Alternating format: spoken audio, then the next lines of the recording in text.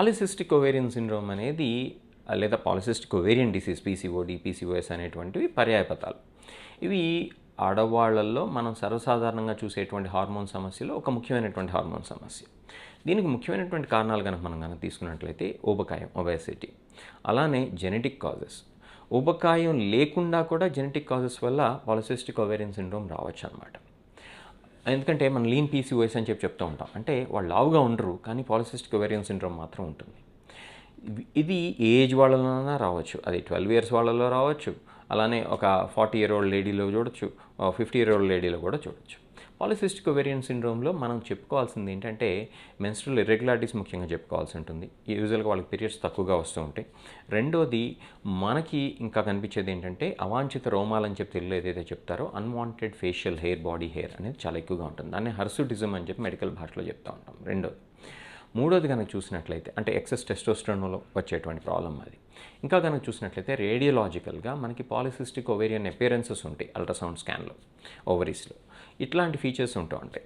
దీంతోపాటు ఇంతకుముందు మనం చెప్పుకున్నటువంటి విధంగా ఒబేసిటీ అనేది కూడా సర్వసాధారణంగా చూస్తూ ఉంటాం. ఇంకా కార్డియో మెటబాలిక్ రిస్క్ తీసుకున్నట్లయితే వీళ్ళకి కొంతమంది బ్లడ్ ప్రెషర్ ఎక్కువగా ఉండొచ్చు, కొలెస్ట్రాల్ ఎక్కువగా ఉండొచ్చు, షుగర్ ఎక్కువగా ఉండొచ్చు, మెడ మీద ఎకాంతోసిస్ ఉండొచ్చు, స్కిన్ ట్యాగ్స్ ఉండొచ్చు. అందరిలో అన్నీ ఉండాలని చెప్పలేదు. బట్ కొన్ని ఉన్నా సరే మనం ఆ డయాగ్నోస్టిక్ క్రైటీరియాలో కనుక ఈ యొక్క సైన్స్ అండ్ సిమ్టమ్స్ కనుక మ్యాచ్ అవుతుంటే కనుక, బ్లడ్ టెస్ట్ మ్యాచ్ అవుతుంటే కనుక, అల్ట్రాసౌండ్ ఫీచర్స్ కనుక మ్యాచ్ అవుతుంటే అప్పుడు మనం ఆ వ్యక్తికి పాలిసిస్టిక్ ఓవేరియన్ సిండ్రోమ్ ఉందని చెప్పుకోవాల్సి ఉంటుంది. అప్పుడు వాళ్ళకి మనం సజెస్ట్ చేయాల్సింది ఏంటి, కొంతమందికి పిల్లలు పుట్టడం కూడా సమస్య కావచ్చు, వీళ్ళలో ఇన్ఫర్టిలిటీ సమస్య అని చెప్తూ ఉంటాం కదా అది. కాబట్టి మనం ఏం చెప్తాం, లైఫ్ స్టైల్ మార్చుకోమని చెప్తాం. లైఫ్ స్టైల్ అంటే ఏంటి, సరైనటువంటి సమయానికి నిద్రపోవటం, ఎక్సర్సైజ్ చేయటం, డైట్ కంట్రోల్ పాటించడం, ఇట్లాంటివి కనుక పాటించినట్లయితే కొంత మేరకైనా సరే మనం ఈ కార్డియో మెటబాలిక్ రిస్క్ ఫీచర్స్ ఏవైతే ఉన్నాయో, అంటే ఏంటి, హార్ట్ అటాక్ వచ్చేటువంటి రిస్క్, బ్రెయిన్ స్ట్రోక్ వచ్చేటువంటి రిస్క్, బ్లడ్ ప్రెషర్ ఎక్కువగా ఉండేటువంటి రిస్క్, డయాబెటీస్ వచ్చేటువంటి రిస్క్, వీటన్నిటిని తగ్గించుకుంటాం అనేది సాధ్యపడుతుంది.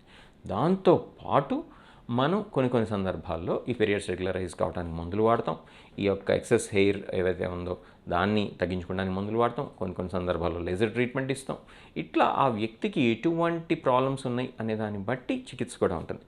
కొన్ని సందర్భాల్లో మెట్ఫార్మిన్ లాంటి మందులు వాడటం కూడా మనం చూస్తూ ఉంటాం. స్టాటిన్స్ వాడాల్సి రావచ్చు, కొలెస్ట్రాల్ కనుక ఎక్కువ ఉంటే, బ్లడ్ ప్రెషర్ ఎక్కువ ఉంటే బ్లడ్ ప్రెషర్ మందులు వాడుకోవాల్సి రావచ్చు.